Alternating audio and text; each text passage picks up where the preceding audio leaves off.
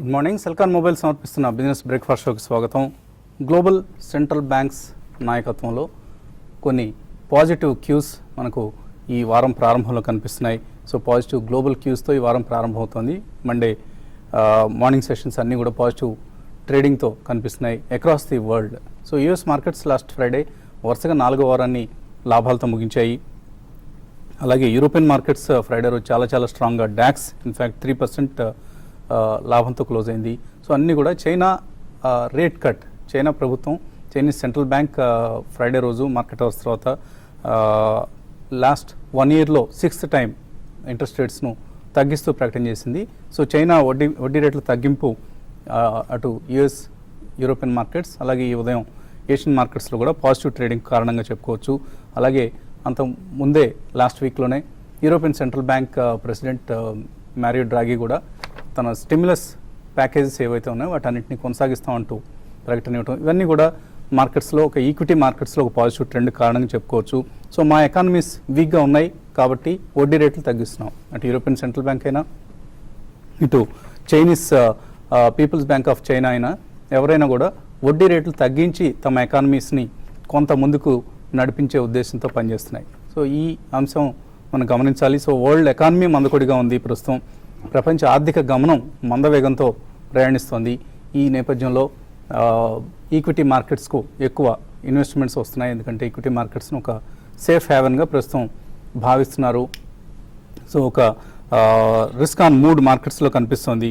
And ఇవి global మార్కెట్స్ని ప్రస్తుతానికి drive చేస్తున్న అంశాలు. SGX నిఫ్టీ కూడా 8358 43 పాయింట్ల లాభంతో కనిపిస్తుంది. 8350 పైన ట్రేడ్ అవుతుంది. సో ఇట్టే 8400 సమీపానికి వచ్చేస్తున్నాం మనం. సో మన మార్కెట్ సంబంధించి F&O ఎక్స్పైరీ వీక్ ఇది. సో ఎక్స్పైరీ వీక్ చాలా వోల్టైల్గా ఉంటాయి.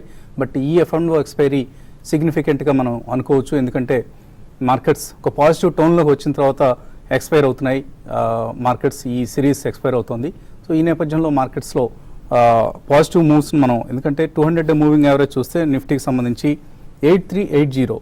సో ఇవాళే ఈ లెవెల్ను టచ్ చేసే అవకాశాలు కనిపిస్తున్నాయి. మేబీ అధిగమించి క్లోజ్ అయితే మాత్రం ఇంకొక బులిష్ ర్యాలీని మనం ఊహించవచ్చు.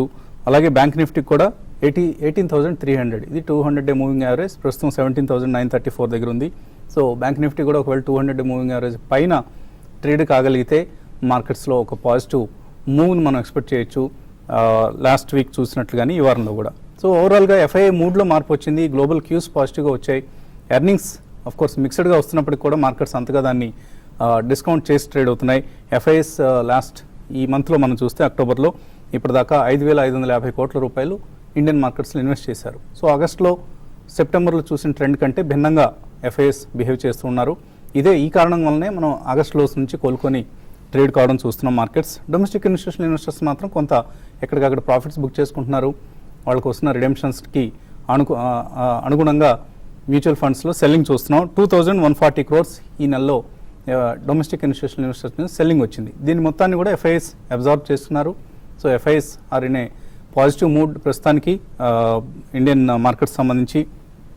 అలాగే వాళ్ళ F&O బిహేవియర్ చూసినా కూడా ఈ అంశం మనకు అర్థమవుతుంది. లాంగ్ పొజిషన్స్ని బాగా బిల్డ్ చేసుకుంటున్నారు, షార్ట్ పొజిషన్స్ని క్లోజ్ చేసుకుంటున్నారు FIIs. సో ఎర్నింగ్ సీజన్ కొనసాగుతోంది.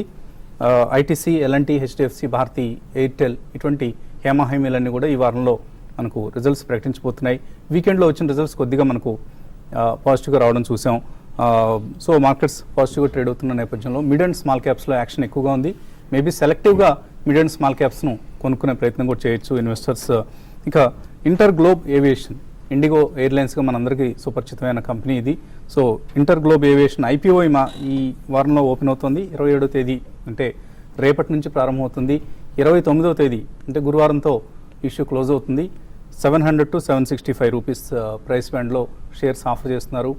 Asset light model of all the airlines IndiGo is the most profitable airlines. అందులో ఎటువంటి సందేహం లేదు. చాలా స్ట్రాంగ్ మార్కెట్ షేర్, మనకు 36% మార్కెట్ షేర్ కనిపిస్తుంది ఈ ఎయిర్లైన్స్కి. ఇతర జెట్ ఎయిర్వేస్తో పోల్చినా లేకపోతే స్పైస్ జెట్తో పోల్చినా కూడా చాలా ఎక్కువ మార్కెట్ షేర్ ఉన్న ఎయిర్లైన్స్ ఇది. కాకపోతే ఇష్యూ ప్రైస్ మాత్రం చాలా ఎక్స్పెన్సివ్గా ఉంది. అలాగే ఇతర కన్సర్న్స్ కూడా మనకు మార్కెట్స్లో వ్యక్తమయ్యాయి. ఇంటరిమ్ డివిడెండ్ను ప్రకటించారు. మా క్యాష్ ప్రాఫిట్స్ ఈ సంవత్సరంలో ఎంత ఉంటాయి కాబట్టి మేము డివిడెండ్ ఇస్తున్నామంటూ ప్రమోటర్లు డివిడెండ్ పిండుకునే ప్రయత్నం చేస్తారు. ఇటువంటివి కొంచెం కార్పొరేట్ గవర్నెన్స్ పరంగా వీక్ స్టాండర్డ్స్ని ఫాలో అవుతున్న కంపెనీగా మనకు అర్థమవుతుంది. బట్ స్టిల్ రిస్క్ తీసుకోగలిగిన వాళ్ళకి అనువైన ఇష్యూ, రిస్క్ తీసుకోలేని వాళ్ళు అవాయిడ్ చేయండి. అవాయిడ్ చేసి సెకండరీ మార్కెట్లో తర్వాత ఇష్యూ ప్రైస్ కంటే ఒకవేళ తక్కువకి వచ్చినప్పుడు, లేదా పర్లేదు ఇక్కడ నుంచి ప్రైస్ స్టెబిలైజ్ అవుతుంది అన్న నమ్మకం కుదిరినప్పుడు అప్పుడు ఇన్వెస్ట్ చేయొచ్చు. బట్ అదర్వైజ్ ఎక్స్పెన్సివ్ ఇష్యూగానే ఇండిగో ఎయిర్లైన్స్ ఇష్యూని మనం భావించాలి. మార్కెట్స్ పరిస్థితి గురించి మాట్లాడేందుకు అనలిస్ట్ సిద్ధంగా ఉన్నారు. సో ఎటువంటి ట్రెండ్ ఎక్స్పెక్ట్ చేస్తున్నారు? పాజిటివ్ ఓపెనింగ్కి వాళ్ళ మార్కెట్స్ సిద్ధమవుతున్నాయి. కొంత పాజిటివ్ మూడ్ కనిపిస్తుంది అక్రాస్ ది గ్లోబ్. ఈ సమయంలో ఇన్వెస్టర్స్ ఏం చేయాలి? బేసికలీ మనకి ఆ మూడ్ లాస్ట్ వీక్ ఏదైతే మొదలైందో స్టిల్ బయింగే జరుగుతుందండి ఎక్కువ. ఎందుకంటే మనకి ఇప్పటిదాకా వచ్చిన రిజల్ట్స్లో it's been a mixed bag. And outside of India మనం ఒకవేళ ఏదైనా న్యూస్ పరంగా గమనిస్తే మాత్రం మోస్ట్ ఆఫ్ ద కంట్రీస్, ఇప్పుడు మీరు ఇందాక మెన్షన్ చేస్తుంటే central bankers are all completely gung on liquidity measures. So మనకి ఏవైతే మేజర్ లిక్విడిటీ మెజర్స్ కల్పించే నేషన్స్ ఉన్నాయో they are all trying to fight deflation అండి. అందుకని ఐ థింక్ ఈ చర్య అనేది ఎప్పుడైతే వాళ్ళకి డీఫ్లేషనరీ మెజర్స్ ఎంత దాకా కొనసాగినా ఐ థింక్ వాళ్ళు దానికి వెనకారు లిక్విడిటీ ఇన్ఫ్యూజ్ చేయడానికని. అది it's Europe or America or China or Japan ఇటువంటి వాటిలోనే. సో కరెక్ట్లీ చెప్పుకోవాలనుకుంటే గతంలో పనిచేసిన neo classical economics doesn't work anymore. ఈ కారణం వలన మనకు కూడా మిడ్ అండ్ స్మాల్ క్యాప్స్లో మనం చాలా స్ట్రాంగ్ యాక్షన్ చూసాం. అండ్ ట్రెడిషనల్లీ మనం లాస్ట్ ఫ్యూ ఇయర్స్ తీసుకుంటే లాస్ట్ క్వార్టర్లో మనకి డెఫినెట్లీ ఎఫ్ఐఐ ఇన్ఫ్లోస్ అనేవి ఎక్కువ ఉన్నాయండి. సో ఒకవేళ హిస్టరీ కనుక రిపీట్ అయితే డెఫినెట్లీ ఐ థింక్ ఈ క్వార్టర్లో కూడా కొంచెం మనకి లిక్విడిటీ పరంగా ఎఫ్ఐఐస్ ఇన్ఫ్లోస్ అనేవి ఎక్కువే ఉంటాయి. బట్ బీహార్ ఎలక్షన్ అనేది ఒక స్మాల్ ఇంపెడిమెంట్. అక్కడ ఒక చిన్న కరెక్షన్ తీసుకోవచ్చు if things go negative for NDA. ఒకవేళ జరగకపోతే మాత్రం చాలా strong positive cues even domestic కూడా మనకి షేపప్ అవుతాయండి. ఇవన్నీ మనం పరిగణనలోకి తీసుకుంటే I think any small correction also calls for lot of investments అండి. ఎందుకంటే if you have at least 2-3 year view ఇది కూడా ఒక ఈవెంట్ లాగా పాస్ అయిపోతుంది. ఎందుకంటే మళ్ళీ మనకి బడ్జెట్ చర్యలు అప్పుడే ఫైనాన్స్ మినిస్ట్రీ వాళ్ళందరూ కూడా they have started discussing with industry heads and things like that. So 7th pay commission ఇవన్నీ కూడా న్యూ ఇయర్ వచ్చేసరికల్లా they will all be again positive factors అనే చెప్పాలి. సో నెక్స్ట్ ఫ్యూ డేస్లో whenever the market corrects, I think strong companies with cleaner balance sheets, అది front line అయినా కానివ్వండి mid and small cap అయినా, I think they definitely call for investments. ఎందుకంటే ఇది కూడా ఒక ఈవెంట్ లాగా బీహార్ ఎలక్షన్ కూడా పాస్ అయ్యే అవకాశం ఎక్కువ కనిపిస్తుంది. సో టెక్నికల్గా ఒక పాజిటివ్ జోన్లోకి వచ్చాయి మార్కెట్స్. మార్కెట్ రేంజ్ కూడా ఇంతకుముందు ఉన్న రేంజ్ నుంచి పైకి అప్గ్రేడ్ కావడం మనం చూస్తున్నాం. ఎటువంటి టెక్నికల్ మూవ్స్ మీరు ఎక్స్పెక్ట్ చేస్తున్నారు? ఐ థింక్ గత కొన్ని రోజులుగా మనం చెప్పడం జరిగిందండి. ప్రాబ్లీ ఎప్పుడైతే Nifty 20-day moving average cross అయిందో ప్రాబ్లీ అక్కడి నుంచి బై ఆన్ డిప్స్ అనే చెప్పాం మనం గత కొన్ని రోజులుగా. సో ఇప్పుడు కూడా సేమ్ కాలే ఉంటుంది. ఓన్లీ థింగ్ ఏంటంటే మనకి we need to keep in mind మనకి 7540 నుంచి ఆల్మోస్ట్ 8300 దాకా మార్కెట్ పెరగడం చూసాం. అంటే 800 పాయింట్స్ ఆల్మోస్ట్ పెరిగింది. సో డెఫినెట్గా ఇక్కడ నుంచి రిస్క్ టు రివార్డ్ అనేది బుల్స్కి కొద్దిగా తక్కువే ఉండే అవకాశం ఉంది. సో ఏదైనప్పటికీ మనకి ఇంతకుముందు 76 and 82 అనుకున్న రేంజ్ డెఫినెట్గా ఇప్పుడు షిఫ్ట్ అయినట్టు కనిపిస్తుంది. మేబీ 79 and 86 రేంజ్గా మనం పరిగణించవచ్చు. సో ఇప్పుడు మనం 200-day మూవింగ్ యావరేజ్ తీసుకుంటే కనుక 8379 దాని అబోవ్ కనుక అట్లీస్ట్ 1 or 2 days క్లోజ్ అయిందంటే ప్రాబ్లీ ప్రీవియస్ స్వింగ్ హై ఏదైతే ఉందో 8621కి వెళ్ళే అవకాశం ఉంది. అదేవిధంగా మార్కెట్ కరెక్ట్ అవుతే కనుక ప్రాబ్లీ 8085 అనేది మనకి 20-day మూవింగ్ యావరేజ్ చాలా గట్టి సపోర్ట్ ఉండే అవకాశం ఉంది. సో ఇక్కడ నుంచి 150-200 పాయింట్స్ మార్కెట్ కరెక్ట్ అవుతే కనుక బై ఆన్ డిప్స్గా మార్కెట్ చెప్పుకోవచ్చు. అదేవిధంగా బ్యాంక్ నిఫ్టీ కనుక చూస్తే ఆల్మోస్ట్ మనకి గత 5 రోజుల కన్సాలిడేషన్ తర్వాత ఫ్రైడే రోజు ఒక మేజర్ బ్రేక్అవుట్ రావడం చేసాం. సో ఈవెన్ ఈ లెవెల్స్ కూడా 18,338 ఏదైతే 200-day మూవింగ్ యావరేజ్ ఉందో అక్కడ ఒక రెసిస్టెన్స్ ఉండే అవకాశం ఉంది. అదేవిధంగా మార్కెట్ కరెక్ట్ అయ్యి 17,530 and 17,390 అక్కడికి వస్తే కనుక అక్కడ లాంగ్ పొజిషన్స్ తీసుకోవచ్చు. బట్ సెక్టర్ వైజ్ చూసినా కూడా ఇండివిజువల్ స్టాక్స్ అనేది చాలా పర్ఫామ్ చేయడం చూస్తున్నాం. ఇన్ఫ్యాక్ట్ ఎఫ్ఎంసీజీ సెక్టర్ చూస్తే కనుక ఐటీసీ నిన్న ఫ్రైడే రోజు మంచి బ్రేక్అవుట్ రావడం చూసాం అప్వర్డ్. అదేవిధంగా డాబర్ కొద్ది కరెక్షన్ రావడం చూసాం. సో ఈవెన్ సెక్టర్ వైజ్ చూసినా కూడా ఇండివిజువల్ స్టాక్సే పర్ఫామ్ చేస్తున్నాయి. సో స్టాక్ సెలెక్షన్ అనేది చాలా ఇంపార్టెంట్ ఈ స్టేజ్లో. Any stock which is moving higher highs అనేది అది మనం ఐడెంటిఫై చేసి వాటిలోనే లాంగ్ పొజిషన్స్ తీసుకోవాలి. ఎన్ని కాలర్స్ లైన్లో ఉన్నారు? మొదటి కాలర్ విజయవాడ నుంచి సుబ్రహ్మణ్యం. హలో హలో అడగండి సుబ్రహ్మణ్యం, అడగండి. హలో హలో వినిపిస్తుంది, అడగండి. నా దగ్గర Andhra bank 200, Canara bank 300, Allahabad bank 100 ఉన్నాయి సార్ స్టాక్స్. అవి లాంగ్ టర్మ్ ఇన్వెస్టర్ నేను.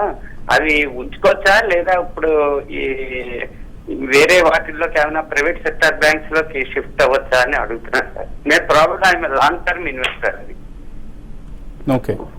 So Andhra bank, Canara bank, Allahabad bank 3 mid cap mid size banks ఉన్నాయి. హోల్డ్ చేయొచ్చా?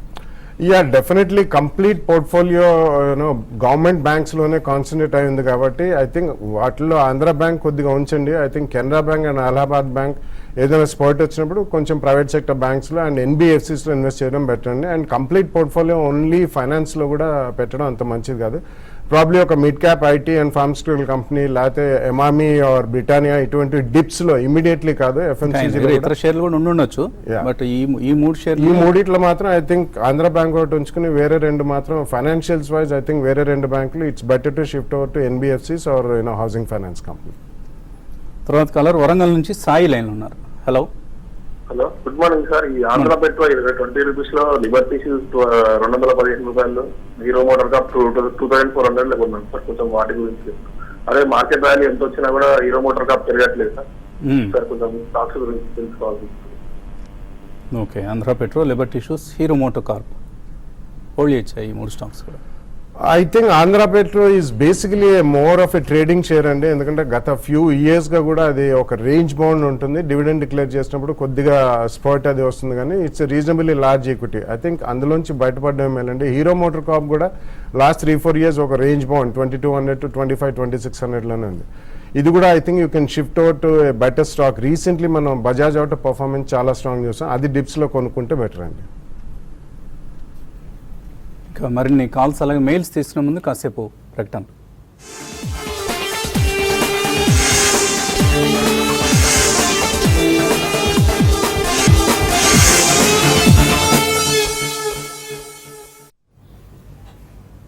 సిలికాన్ మొబైల్ సమర్పిస్తున్న బిజినెస్ బ్రేక్ఫాస్ట్ షోకి తిరిగి స్వాగతం. ఎస్ఎక్స్ నిఫ్టీ ట్రెండ్ బట్టి చూస్తే మన మార్కెట్స్ మరొక పాజిటివ్ ఓపెనింగ్ కోసం సిద్ధమవుతున్నట్లు కనిపిస్తుంది. సో 8350 పైన ట్రేడ్ అవుతుంది ఎస్ఎక్స్ నిఫ్టీ. తర్వాత కాలర్ లైన్ ఉన్నారు బెంగళూరు నుంచి వర్మ. హలో, అడగండి వర్మ. ఏమండి?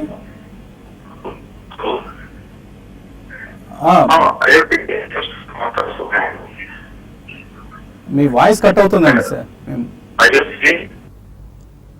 ఐఎఫ్సిఐ అనేది అర్థమవుతోంది. ఓకార్డ్ ఫార్మా. ఓకే అండి, ఈ 2 స్టాక్స్ గురించి ఎటువంటి సలహా ఇస్తారు?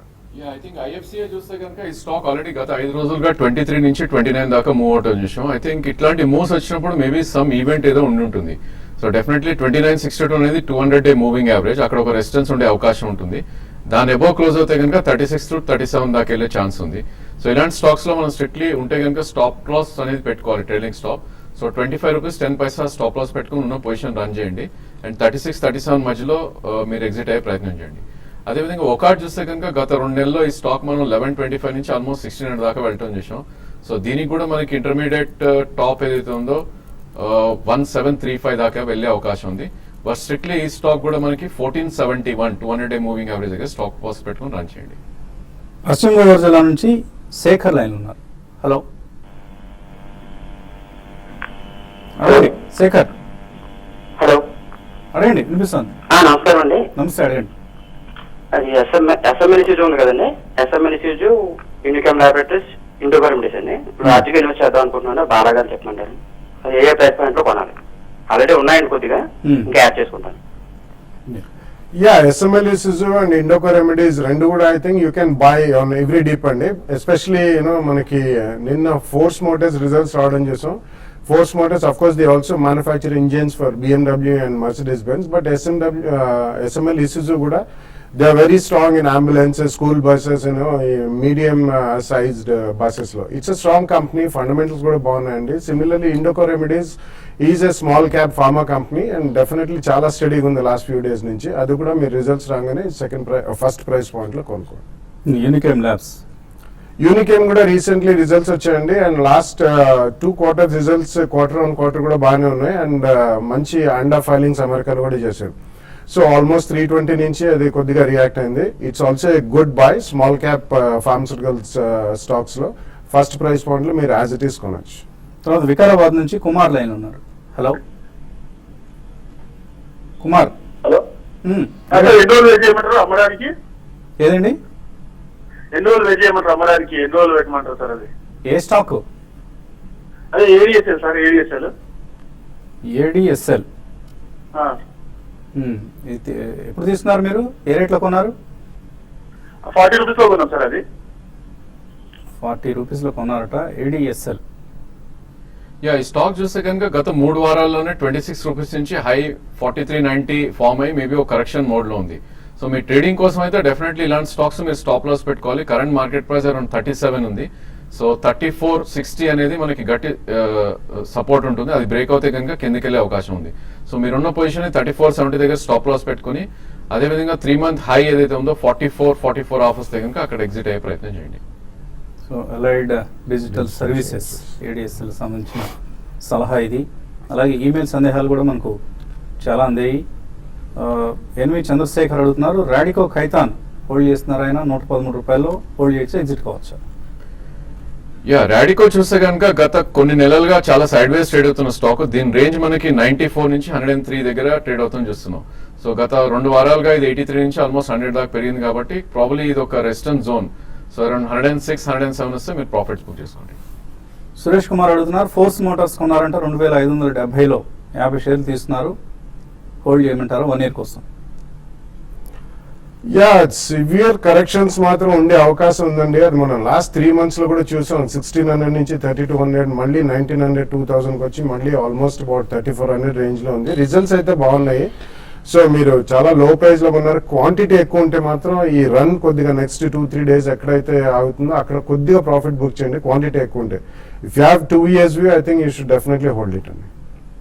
బందెల రామారావు అడుగుతున్నారు, డీసీబీ కొన్నారు 100 రూపాయల్లో, ఫెడరల్ బ్యాంక్ 58 రూపాయలు కొన్నారు, హోల్డ్ చేయొచ్చా? యా, రెండు కూడా కొద్దిగా వీక్ గా ట్రేడ్ అవుతున్న స్టాక్ అండి. ఈవెన్ ఫెడరల్ బ్యాంక్ కూడా మనకి gap down opening out on చేసాం.